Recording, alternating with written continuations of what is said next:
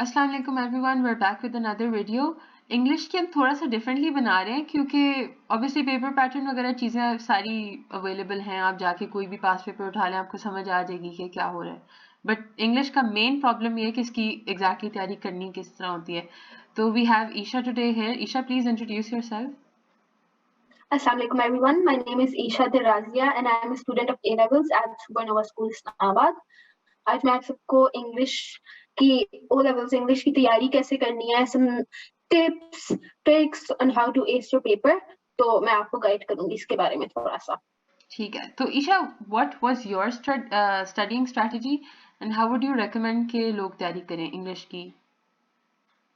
अच्छा, तो इस तरह था कि मैं बहुत अरसे से for as long as I can remember I used to read और मैं हमेशा से पढ़ती आई हूँ और मुझे एक्चुअली ये चीज रियलाइज नहीं हुई टिल द वेरी एंड कि जब आप कंटिन्यूअसली पढ़ रहे होते हो विदाउट इवन रियलाइजिंग आप कितनी ज्यादा वोकैबुलरी बिल्ड कर रहे होते हो, किस तरह करके आपका सेंटेंस स्ट्रक्चर इंप्रूव हो रहा होता है, आपकी पंक्चुएशन बेहतर हो रही होती है. You do not realize till the very end. जब तक आप एक्चुअली लोगों को देखते हो, people who are actually struggling with English, आप देखते हो कि जी अच्छा, जिस तरह की मैंने स्किल्स डेवलप की हैं पढ़ के, और मैं नहीं 5 क्लास में इसलिए नहीं पढ़ती थी कि जी अच्छा मैंने आगे जाके O levels का पेपर देना है.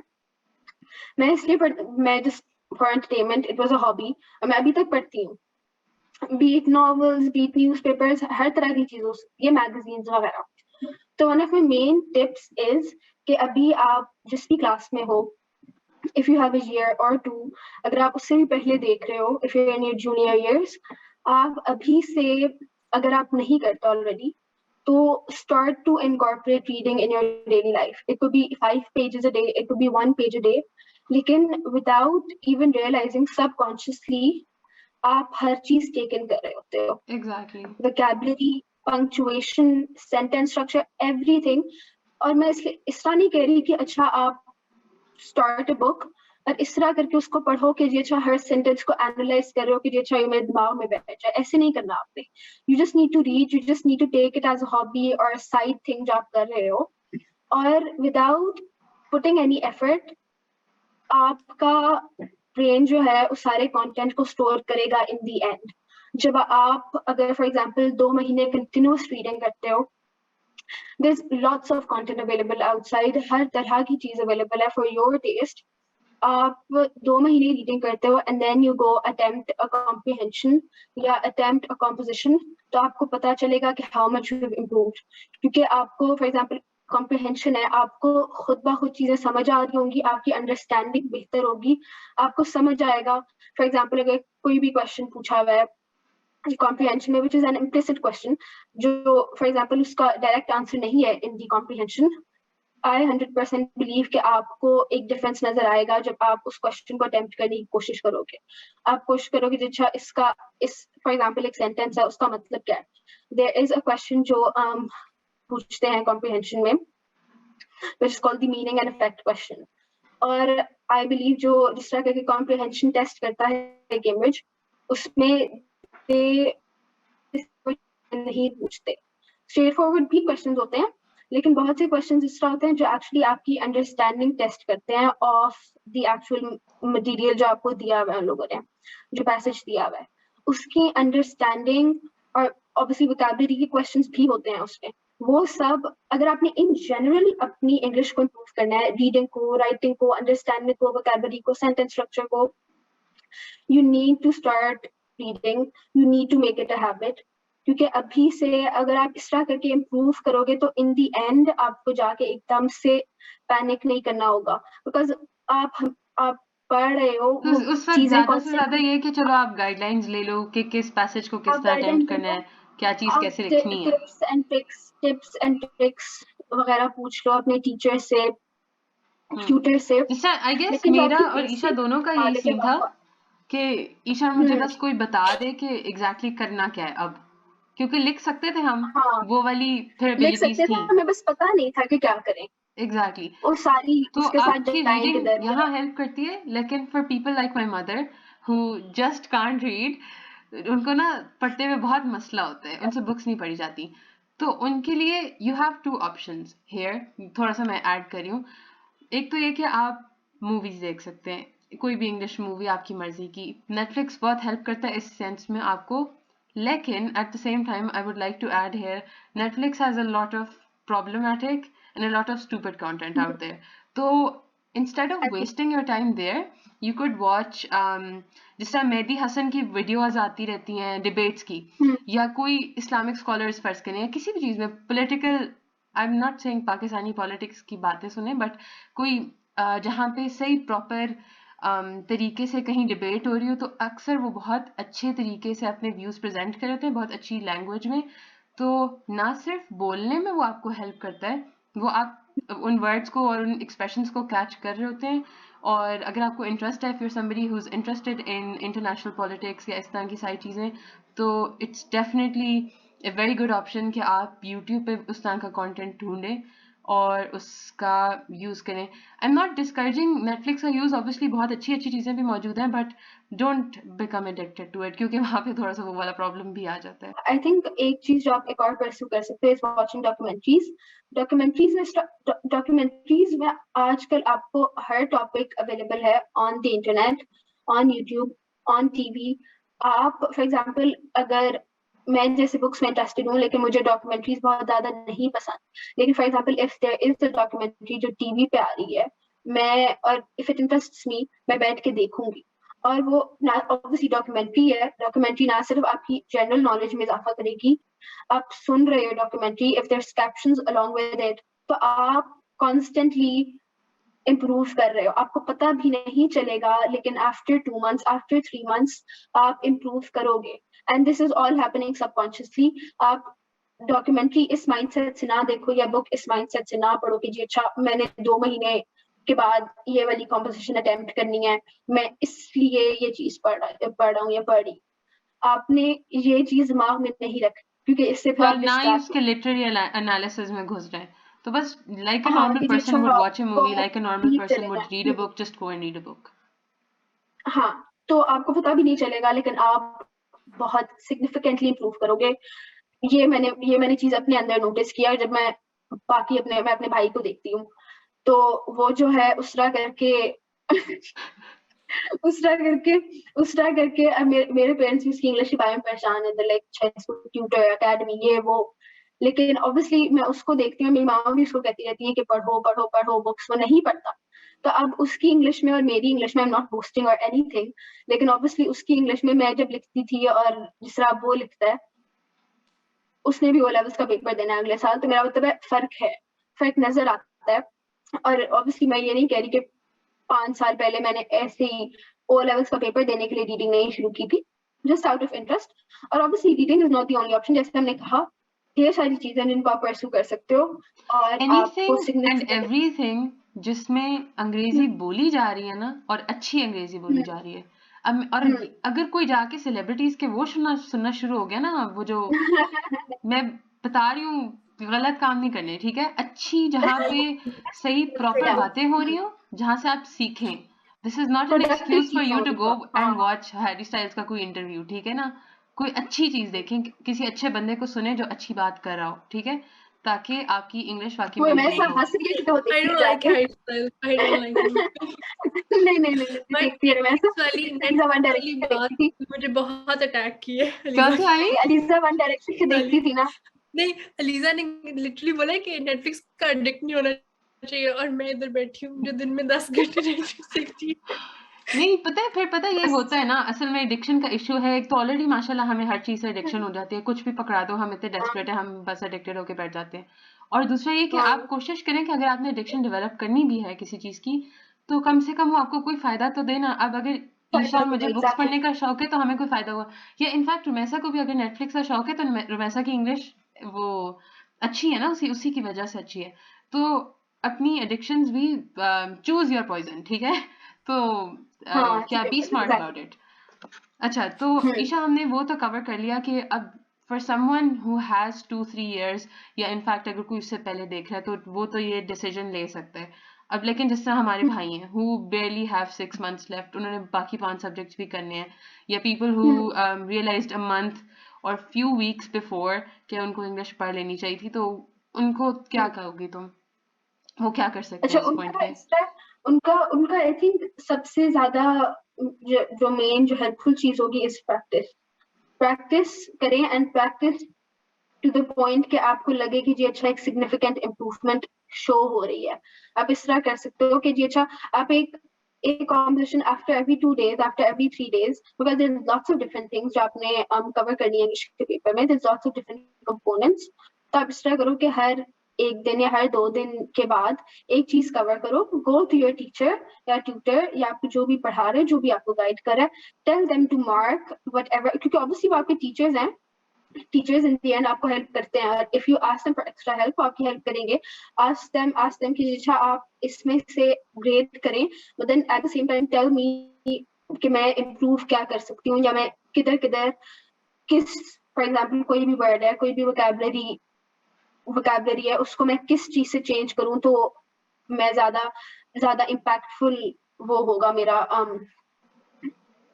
जो भी तुम्हारी राइटिंग का पीस है, yes definitely. Please Haris cut. नहीं कोई बात नहीं, इसको रहने दो, कोई बात नहीं। यार मैं इंग्लिश का इंटरव्यू दे रही हूँ, मुझे इंग्लिश भूल जाती है, ये कैसी बात हुई? तो हम वही तो तो कह यार रहे हैं। अच्छा ईशा, पता है in fact we are going to make a video on this इंशाल्लाह, ये इंग्लिश वाली बात पे मैं और वैसा शाम में ही बात कर रहे थे कि हाउ किस यू क्या आर बात? Expected to speak English all the time और very good English at that, वो उसके साथ मैं साथ। तो नहीं स्पीक करती।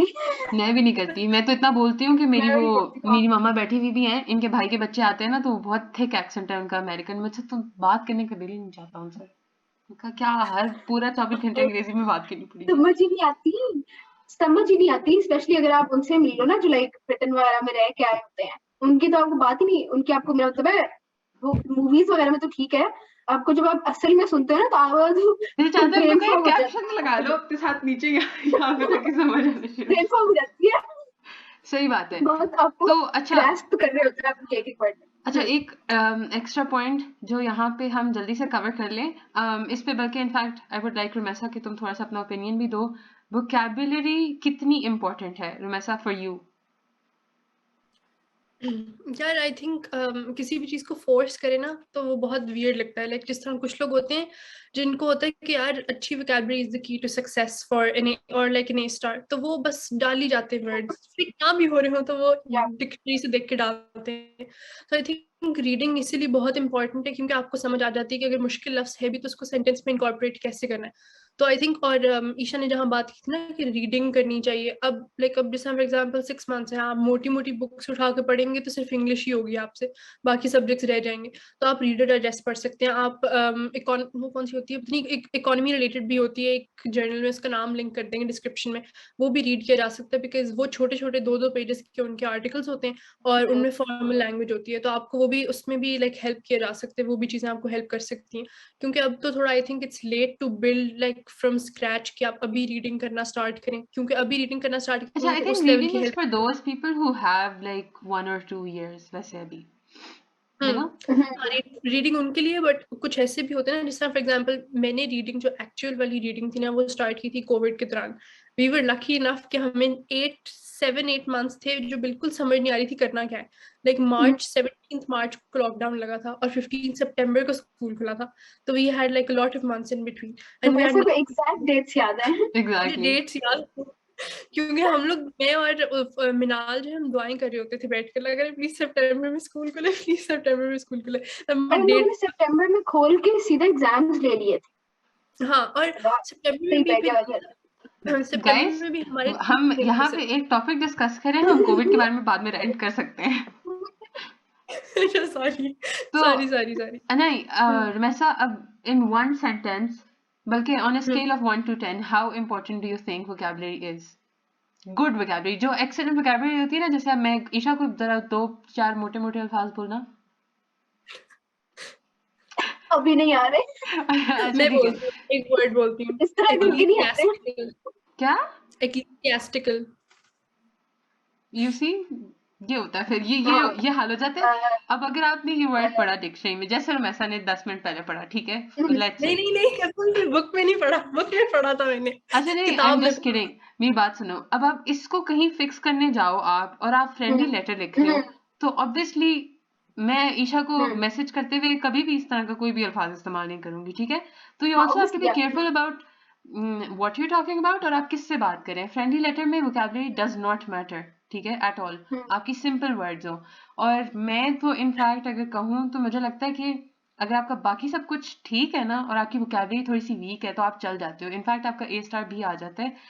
हमारी टीचर बल्कि कहा करती थी कि 1 to 2 गुड वर्ड का ये मतलब नहीं है कि आप पढ़ो तो ये आपको मीनिंग ना आता हो। सिंपल या impactful words, exactly, impactful I think, जो मेरा मतलब है एम ही ना डाले हो, जिनका बाकी हाँ में कोई इम्पैक्ट हो, सही बात तो है। देयर और इनफ। आपको परफेक्ट, मतलब आप 100% श्योर हो कि ये सही फिट करे। Those 2 words are enough for an A star. Vocabulary वाला डब्बा आपका टिक हो गया है, अब आप बाकी चीज़ों पे फोकस करो। और मुझे एक और चीज़ बहुत थोड़ी सी बुरी भी लगती है, और अफसोस भी होता है लोगों का सुन के। लोगों को लगता है कि इंग्लिश इंप्रूव करने के लिए आपने सिर्फ वोकैबुलरी इंप्रूव करनी है। I don't, nobody cares about your vocabulary, everybody cares about your sentence structure and your grammar. अगर आपकी ग्रामर ठीक है, आपका सेंटेंस स्ट्रक्चर ठीक है, you're good to go। हाँ और तो बोलते हुए कंटेंट। हाँ कंटेंट, ऑब्वियसली कंटेंट भी ज़ाहिर है, फजूल बात करेंगे तो वो तो ऑब्वियसली वो तो हम हाँ अज्यूम हाँ तो करेंगे बस आप अच्छी बोलते बात हुए, करेंगे। क्योंकि हाँ ईशा। देखो इवन अगर आप इंग्लिश के पेपर से हट के अगर आप लाइक नॉर्मल रियल लाइफ में आओ, जब आप बात कर रहे होते हो, आप उस तरह करके वोकैबुलरी अपनी नहीं इस्तेमाल कर रहे होते हो इन नॉर्मल कॉन्वर्सेशंस। आपके पास, मेरा मतलब है, जब आप नॉर्मली बोल रहे हो, स्पेशली हम नेटिव स्पीकर्स नहीं है, हम उस तरह करके नहीं बोलते जिस तरह नेटिव स्पीकर्स बोलते हैं। तो एग्जैक्टली अगर आपको लगता है कि जितना आपके पास इतना बड़ा ट्रेड ट्रोव है वोकैबुलरी, अगर आप उसको नॉर्मल, इवन अगर आपको आती है, तो देयर इज नो श्योरिटी कि जिससे आप बात कर रहे हो उसको पता होगा उसका। तो बोलते वक्त तो आपको बिल्कुल, मेरा मतलब है, एक हद तक ही हेल्प करती है वोकैबुलरी, उससे आगे नहीं करेगी। और इन राइटिंग की जहां तक बात है, मैंने जैसे अपने पेपर में डिस्क्रिप्टिव राइटिंग लिखी थी, तो आई थिंक मेन जो इंग्लिश के पेपर में आपको जहाँ हेल्प करेगी डिस्क्रिप्शन या vocabulary is in the descriptive writing, जो कॉम्पोजिशन राइटिंग होती है। उसमें इस तरह करके कि मेरे साथ इस तरह हुआ था कि हमारे पेपर में आर्टिकल आया था, एंड देन हमारे पेपर में कॉम्पोजिशन थी, तो मैंने आर्टिकल पे 1 घंटा लगा दिया था। I had only 30 minutes. मुझे अभी तक वो सीन याद है, मैं अपनी उस पे बैठी हूँ टेबल पे, मैं बिल्कुल 7 क्लॉक था, आई रिमेम्बर 30 मिनट्स हैं। मैंने वो अच्छा descriptive writing, for some reason मैं जिस तरह उन लोगों को बता रही हूँ जो मैं मतलब डिस्क्रिप्टिव राइटिंग से डरे हुए हैं। अब जैसे हमारा इस तरह था कि हमारे आई थिंक स्कूल में बहुत डिस्करेज किया गया था डिस्क्रिप्टिव राइटिंग को। मेरा करते हैं मतलब बहुत है, ज़्यादा, हाँ। कोई लिफ्ट नहीं कराता था डिस्क्रिप्टिव राइटिंग को। हमें हमेशा बस यही कहा कि आप नैरेटिव लिखें, नैरेटिव के ये टॉपिक्स हैं, नैरेटिव इस तरह लिखनी है, नैरेटिव में ये इस्तेमाल करें, नैरेटिव में वो इस्तेमाल करें। एक भी दफा आई थिंक डिस्क्रिप्टिव का उस तरह करके किसी ने हमें एक्सप्लेन नहीं किया कि अच्छा आपने एक्चुअली क्या क्या टिप्स हैं, क्या ट्रिक्स हैं, कुछ भी है, हमें नहीं बताया गया, किसी ने नहीं बताया। तो इन दी एंड जब मैं वहां पे बैठी हुई थी, एक्चुअली मैं ये सोच गई थी, मैंने कहा अच्छा चलो मैं नैरेटिव ही लिख लूंगी। मैंने नैरेटिव बहुत दफा नहीं लिखी थी, मैं यूजुअली डिस्क्रिप्टिव ही लिखती थी। मैं नैरेटिव बहुत कम लिखी हुई थी, उससे पहले लिखती थी मैं, लाइक ओ लेवल्स में नहीं, उससे पहले जब 8th ग्रेड में 7th ग्रेड में जब टॉपिक्स आते तो उनमें नैरेटिव लिखते थे हम। तो मैं यही सोची गई थी, मैंने कहा अच्छा मैं नैरेटिव लिखूंगी। अब इस तरह हुआ कि in the paper I only have 30 minutes, और 30 मिनट्स में मैंने अपनी कॉम्पोजिशन कंप्लीट करनी थी 350 to 500 वर्ड्स की। 200 to 300 वर्ड्स पे मैं घंटा लगा रही थी, और मैंने आधे घंटे में अपने 350 to 500 वर्ड्स पूरे करने थे। अब ये ऑब्वियसली, अब इसके लिए कोई प्रिपेयर नहीं कर सकता। आप प्रिपेयर तो करके जाते हो कि अच्छा मैं 45 मिनट्स इसमें लगा दूंगी, 45 मिनट्स इसमें लगा दूंगी, लेकिन नहीं हुआ मुझसे। तो अब इस तरह था कि अब आई एम सिटिंग देयर, और मैं नैरेटिव वाले टॉपिक को देख रही हूँ, और मैं उस टॉपिक को देख रही हूँ, एंड आई एम लाइक, मुझे पता है कि मुझसे 30 मिनट्स में एक पूरी स्टोरी नहीं लिखी जाएगी। Starting, climax, finish, conclusion, characters, ये मुझसे 30 मिनट्स में नहीं होगा। मेरे पास 1 घंटा होता तो शायद मुझसे हो जाता, लेकिन मुझे पता था कि 30 मिनट में मैं एक स्टोरी नहीं लिख सकती। लाइक स्टोरी होती है ना, लाइक बिल्डअप होता है, फिर क्लाइमैक्स होता है, फिर आहिस्ता आहिस्ता it dies down and then story खत्म होती है। मुझे पता था कि मैं 30 मिनट्स में नहीं कर पाऊंगी, तो एंड देन फिर मैं वापस डिस्क्रिप्टिव कंसिडर करने लग गई. And then I was like, मैं in the end, because descriptive ना, unlike narrative जहाँ पे आपको हर 2 मिनट बाद रुक के आपको सोचना पड़ता है कि अच्छा अब अगर आपके पास टाइम है तो you can make points कि अच्छा पहले ये होगा, फिर ये होगा, फिर ये होगा.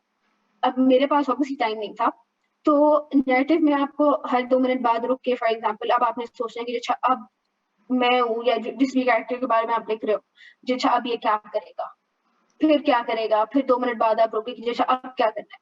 डिस्क्रिप्टिव अनलाइक नैरेटिव, डिस्क्रिप्टिव मेरे पास बहुत नेचुरली आती थी.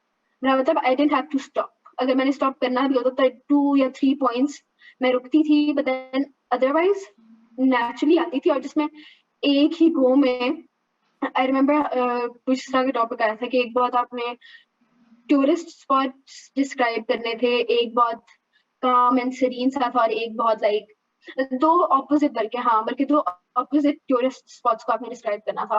तो अनलाइक नैरेटिव, डिस्क्रिप्टिव मेरे पास बहुत नेचुरली आई और मैंने लाइक 30 मिनट्स में लेकिन खत्म कर. Isha you do have a bias वो डिस्क्रिप्टिव के चक्कर में, क्योंकि Isha wrote excellent descriptives and I suck at डिस्क्रिप्टिव्स. मैं डिस्क्रिप्टिव के मैंने अपने पूरे ओ लेवल्स में एक भी डिस्क्रिप्टिव नहीं लिखी है. मेरी जान जाती है डिस्क्रिप्टिव से, मुझे शदीद बुरी लगती हैं, और मेरा सबसे बड़ा फियर ही डिस्क्रिप्टिव था. तो I think it has a lot to do with आपकी पर्सनल प्रेफरेंस, आपकी पर्सनल वो किस पे ज्यादा है, क्या नाम है, आपकी स्किल्स किस पे वैसे पता है और माइनॉरिटी होती क्या है, रमसा? और माइनॉरिटी ही होती है डिस्क्रिप्टिव. Yes definitely. अच्छा, वैसे मैं ये बात अभी जो कंटेंट वाली बात करने लगी थी ना, तो मैंने अभी सर्च किया है कि वो पेपर हमारा जो था उसमें जो हमारा जो नैरेटिव का एक क्वेश्चन था ना कि my friend is looking out of the window, तो मैं कंटेंट जो बात करी थी ना मैंने उस पे लिखा था, तो मैंने उसको थोड़ा लाइक मतलब ग्राफिक हो गया, बट मैंने उसको अब्यूज से लिंक कर दिया था कि she was like zoned out, she was thinking about her father who used to abuse her. तो लाइक मैंने एक बहुत कैची स्टार्ट लिया था उसका. मैंने कहा था कि ओ मैं जो डॉट्स को ज्वाइन कर रही हूँ कि लाइक ओ अच्छा इसको मतलब लाइक जब भी मैं हाथ लगाऊं तो वो फ्लिंच क्यों करती है, why is she always zoned out, इस तरह करके. तो लाइक अगर आपकी वोकैबुलरी इतनी अच्छी नहीं भी है ना, तो अगर आपका बहुत कैची स्टार्ट होगा ना लाइक मतलब कि लाइक ओ माय गॉड ये क्या होगा, कुछ इस तरह का आप लिखे नैरेटिव में, तो फिर आपको बहुत ज्यादा एक एज मिलेगा, क्योंकि थोड़ा रीडर भी इंटरेस्टेड होगा पढ़ने में. वो एज अ पेपर नहीं पढ़ेगा उसको, लाइक एज अ स्टोरी पढ़ेगा फिर, तो वो आपको ज्यादा number. Start is very important. हाँ, आई थिंक अच्छा, हर टीचर ही एक और सबसे चीज पहले यही यहाँ बता. पे जो मुझे एकदम याद आई है, क्योंकि हमने जिन टीचर से पढ़ा था उनका नाम मैम बुशरा था. मैम बुशरा कहा करती थी कि आप वो चीज लिखें that's close to your heart and try to write about something that you experienced yourself. ये नहीं कि मैं अब जाके क्रिसमस के बारे में लिखना शुरू कर दूं और मैंने कभी जिंदगी में ना क्रिसमस देखी है ना सेलिब्रेट किया है, तो मैं ईद के बारे में लिखूं तो it will be easier for me. मैं किसी ऐसी चीज के बारे में लिखूं जो मैंने एक्सपीरियंस किया है, जो आपके करीब हो. और एक और चीज वो कहती थी कि जो आपका पहला थॉट है ना, वो आपने डिस्कार्ड करना है. जो आपने टॉपिक पढ़ा और आपके पास जो बिल्कुल पहली स्टोरी आई ना कि मैं ऐसे लिखती हूँ, उसको डस्टबिन फेंक दें, वो आपने नहीं लिखना, क्योंकि सब वही सोचते हैं. जो सेकंड थॉट है ना, उसके ऊपर आप लिखते हैं. आपने चाहे नैरेटिव करना है चाहे डिस्क्रिप्टिव करना है, जो भी आपका है. तो these were very two important tips for me personally. दूसरा, I still stand by my vocabulary वाला point. It's not as important, specially if you don't have enough time. तो वोकैबुलरी को डिस्कार्ड करें, अपने ग्रामर अपने सेंटेंस स्ट्रक्चर पे focus करें. अगर आपका सेंटेंस स्ट्रक्चर स्ट्रांग है, आप पक्के आप हो जाएंगे इंशाल्लाह, आपका ए स्टार आ जाएगा. पंक्चुएशन पे भी अपने कॉमास, अपने yes exactly, punctuation is very important. पता नहीं क्या-क्या. अभी हाँ, मैं एसएटी पढ़ रही हूँ तो मुझे पता चल रहा है. कि हमारी पंक्चुएशन कभी अच्छी खासी पैथेटिक थी, बट अटेंशन ही नहीं दी थी कभी. सही बात है. इसके अलावा इंग्लिश में मुझे फिलहाल कुछ ऐसा याद नहीं आ रहा. कुछ है ऐसा? यार there वैसे are just general tips that you can go through for narrative वगैरह. A lot of them are available online. We'll try to link some notes अपनी ड्राइव में भी, नीचे डिस्क्रिप्शन बॉक्स में भी. तो वो वीडियो में बताना शुरू हो गए तो वीडियो लंबी हो जाएगी, तो और ऑलरेडी लंबी हो गई है. तो ये है कि आप पहले डिस्कवर कर लें, even if you have less time, कि यार मेरी स्पेशल वो क्या है, मेरी स्किल्स क्या है. Strength क्या बट है. while we're at it, short story, I wrote good narratives and I wrote good argumentatives, ठीक है.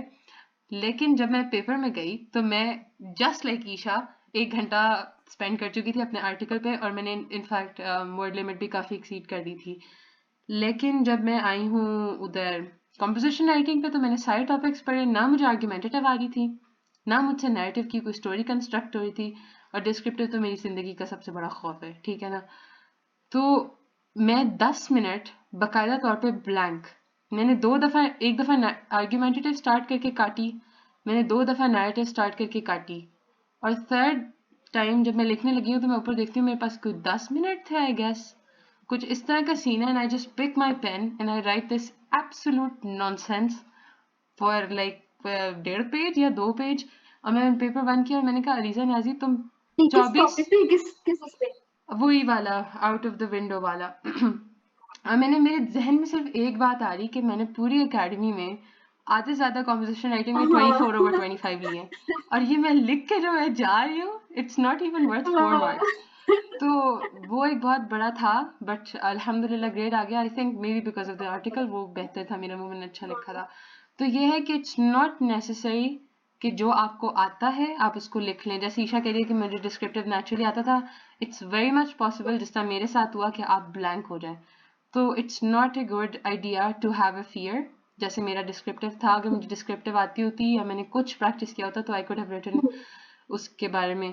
तो it's advised if you have more time to practice all the genres, ठीक है, और थोड़ी थोड़ी बेसिक स्किल सब में अपनी डेवलप करें, और अगर नहीं होती और आपके पास टाइम कम है तो एक चीज़ पकड़ो एंड देन जस्ट होप, दुआ करें कि वही आपकी अच्छी हो जाए। तो रमेसा, डू यू हैव और एनी वो लास्ट जो do you both have any last minute tips? तो फिर हम आगे करते हैं। My last minute tip is कि हमने तो जिस तरह फॉर एग्जांपल वो दिया था ना 2021 में पेपर, तो हमारा एक ही पेपर था इंस्टेड ऑफ 2। तो मेरा पर्सनली आर्टिकल इतना अच्छा नहीं था क्योंकि मैं फॉर्मेट पढ़ के नहीं गई हुई थी, तो फॉर्मेट के नंबर तो कटे होंगे तकरीबन, मैंने पता नहीं चुड़मुड़ कर दिया वो पेपर बीच में। तो आई वुड सजेस्ट कि अगर if you are good at comprehension और if you good at composition और if you are good at directive writing, जो भी एक चीज़ आपकी सबसे अच्छी है ना उसको और रिफाइन करें कि मतलब मिनिमम अमाउंट ऑफ नंबर्स उस चीज में कटे, ताकि एक चीज तो आपके मार्क्स को बचा सके ना, क्योंकि at the end of the day मतलब ए स्टार इतना मुश्किल नहीं होता इंग्लिश में लेना, बट इतना इजी भी नहीं होता। अगर आपको जो चीज आती है उसमें आप अच्छे हो तो फिर ए स्टार आ जाएगा। जो चीज अगर आपको सब चीजें थोड़ी थोड़ी आती है ना तो फिर नहीं आएगा, लाइक सब बस आपने एग्जैक्टली। बस like, छोड़ दिया है। या that's my tip. Isha what about you? अच्छा, और बस मेरा ये है कि ऑब्वियसली कंसिस्टेंट प्रैक्टिस है आपकी, सब उनके, आपको सबसे पहले अपनी स्ट्रेंथ डिस्कवर करनी होगी। एंड आई थिंक इस तरह की चीज में जब स्पेशली व्हेन यू प्रैक्टिसिंग, इस तरह अगर आप ब्लाइंड प्रैक्टिसिंग करोगे तो आपको नहीं समझ आएगी कि आप किधर गलत हो। जब भी आप प्रैक्टिस करते हो कोई चीज, गो टू योर टीचर, या अगर आपके पास ट्यूटर है तो आप उनके पास जाएं। अगर आप प्राइवेट स्टूडेंट हैं तो maybe I think there's maybe शायद ऑनलाइन चेकिंग प्लेटफॉर्म्स, या कोई भी अगर आपका कनेक्शन है, मेक श्योर कि आप एक्चुअली अपनी चीजें किसी से चेक करवा रहे हैं, क्योंकि an extra opinion never hurts. हमेशा आप इस तरह करके ज्यादा इंप्रूव करेंगे। मुझे जिस तरह हम मैम बुशरा से पढ़ते थे और जिस तरह करके वो फिर आगे एडवाइस करती थी ना, वो फिर इस तरह बताती थी कि अच्छा ये वाली चीज एक्चुअली इस तरह करनी है, ये वाली चीज एक्चुअली इस तरह करनी है, there is many things which you overlook. तो उनको मेक श्योर कि अगर आपके पास कोई टीचर है, अगर आपके पास कोई ट्यूटर हाँ, है, तो आप एंड जरूर ट्राई उनके टू पास गो जाएं। For don't professionals. Hesitate.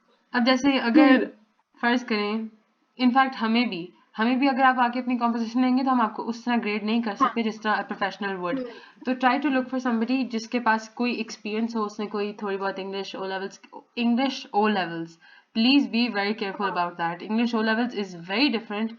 In fact English की सारी लैंग्वेज, इंग्लिश कह रही हूँ, कैम्ब्रिज की सारी लैंग्वेजेस के papers are different from what you traditionally study and what people traditionally study.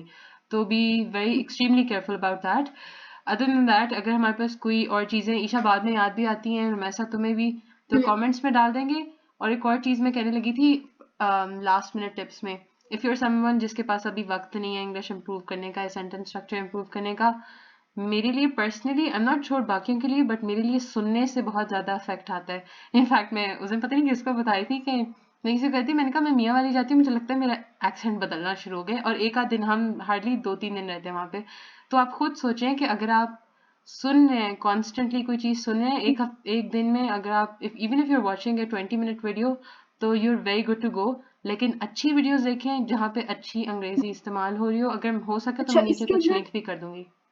इसके अंदर सबसे इम्पोर्टेंट है कि आप पॉडकास्ट शुरू कर दें। There's lots of Exactly. different podcasts out there. Podcast भी हैं, ऑडियो बुक्स भी हैं। Audio books usually like paid होती हैं, तो अगर आपने ऑडियो बुक्स नहीं सुननी, आप पॉडकास्ट शुरू कर दें। There is lots of different podcast, बहुत अच्छे टॉपिक से बात करती हैं वो Yeah, सारी, resources. और I ऑब्वियसली think आप there are सुन रहे tons हैं, of resources. You just tons of have to know resources। what you're interested in.